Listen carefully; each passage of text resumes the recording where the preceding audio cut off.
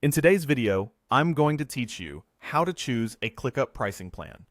By the end, you'll know exactly where to go, what to look for, and how to compare the options so you can pick a plan that truly fits the way you work, whether you're on your own or coordinating a whole team. Start by opening your preferred web browser and heading to the ClickUp website. If you already have an account, sign into your existing workspace. If you're brand new, you can create an account at no cost. The free plan is a great way to explore the interface and follow along while you learn how the paid tiers differ, so there's no barrier to getting started. Once you're in, open your ClickUp workspace. From the main view, you'll typically land in an overview or a team space. If you see multiple team spaces, choose the one you primarily use. This ensures the settings you review and the plan you choose are applied to the right place, especially if you collaborate across different groups.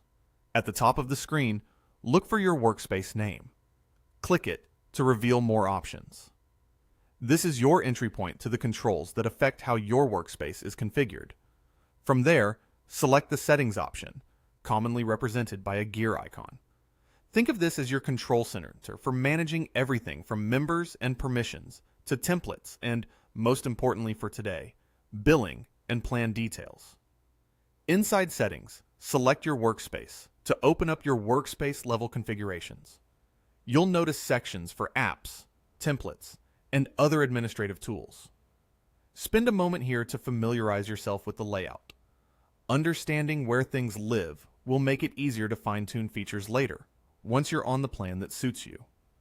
When you're ready to focus on pricing, find and click Billing. This is the place where you can make upgrades and downgrades, update payment details, and see your current subscription status. In the billing area, click Upgrade. This takes you to the plan selection page. Here you'll see the available tiers laid out side by side, starting from the free plan and moving through the paid options. Each plan is designed to match different stages of growth, so it's helpful to think about both your current needs and what you anticipate needing in the near future. If you're evaluating for a team, consider how many people will need full seats and whether you'll invite occasional collaborators as guests. On the upgrade page, look for the option to compare all features. This is where the details really come into focus. You'll see exactly what each package includes, from task management limits to automations, forms, time tracking, integrations, and security controls. Open the comparison and scan for the features you use most today. Then note the ones you expect to need as your work becomes more complex. For example, if automations are central to your process, pay close attention to the allowed number and scope at each tier. If you manage client-facing projects with frequent approvals, look at permissions, sharing, and advanced views to keep everything organized without overexposing sensitive information.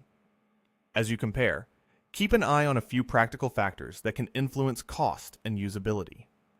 Seat count determines how many people can be active members with full editing capabilities. Some plans have different limits on storage, dashboards, or advanced views, which affects reporting and oversight.